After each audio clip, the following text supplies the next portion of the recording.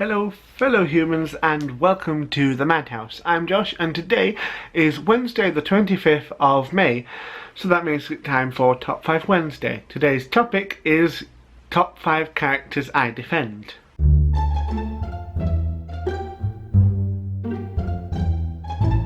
And I'm going to say strictly no villains as such. There are characters which have been classified as villains, but they've also been called heroes and anti-heroes and just protagonists. Because, well, plainly, if I were to do a list of villains I defend, it would mostly be Joker, Maleficent and characters like that.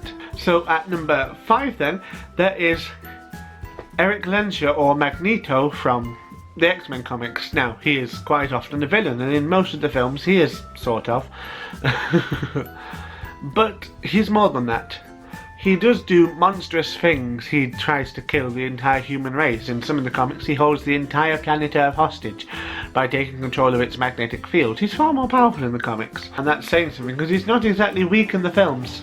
But when you look at it and go by his origin stories, that he is a Jewish gypsy who is also a mutant and was put into a Nazi concentration camp. He has seen the very worst humanity has to offer. So you can completely understand why he might hate it and want to protect mutants at all costs. It's not so much that he wants to get rid of humans, he just knows exactly how much evil we're capable of and will never let that happen again. Number 4 then is Catalan Stark from A Song of Ice and Fire. Possibly a bit of a strange one, because many people do seem to like her, but there's also a lot of hate for her too, because she did some very stupid things. She did betray her son, she committed treason, and that's not good. And plus she also rushed into things headfirst without thinking it through and caused a lot of trouble. But she is an excellent mother. She would do anything for her children. She loves them with all of her heart. She even managed to fight back at the Red Wedding for a while and was still negotiating and trying to fight for their freedom. It didn't work, but she was the one who did it, not Rob. She's one hell of a woman. At number 3 there is Inspector Javert from Les Miserables. This one may surprise a lot of people because Javert is a fascist, but I actually can't blame him, because as far as he is concerned, Valjean is a criminal. He has broken the law and done wrong. He doesn't know that he's a good man at heart and that he really is trying to save Cosette, because well, all he knows is that it's a criminal who escaped his parole, and then when he's found, tells a story, just, oh, there's a child who sorely needs me. Well, actually no, that's Fantine who says that, but you get the point. It's probably an excuse he's heard many, many times, and he has no reason to believe Valjean's story over anybody else's. He's just catching down an escaped criminal. Yes, he becomes obsessed, but it's not that he fixates on Javert all the time.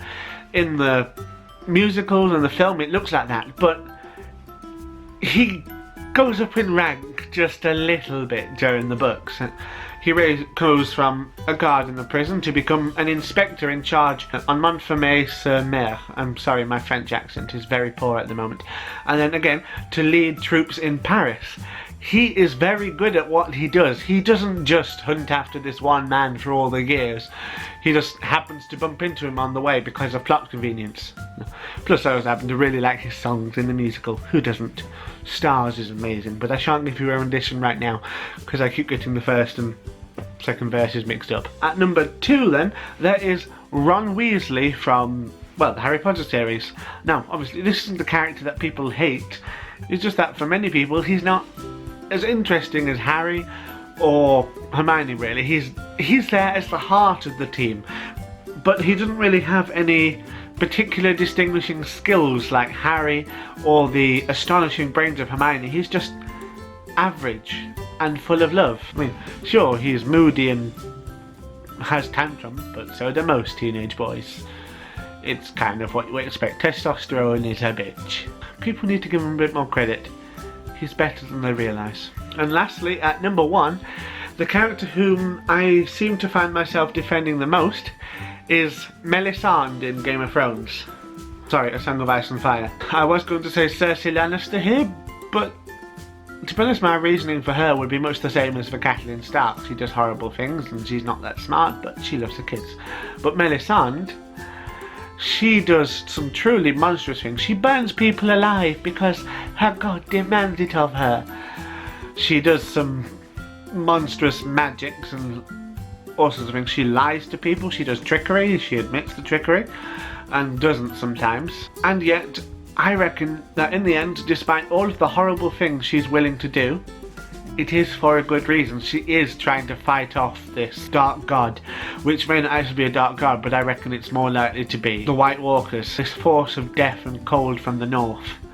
Sounds particularly fitting, given that it is a god of cold. Surely a fire sorceress would be exceptionally helpful. Alright, and that's it. I hope you enjoyed the video very much. Please let me know if you did, and why not tell me any characters that you happen to defend, or perhaps invert this and say any characters you think are wrongly defended and are not as good as people believe. Dumbledore, for example. And definitely Severus Snape. Until next time, have a marvellous day and tatty bye!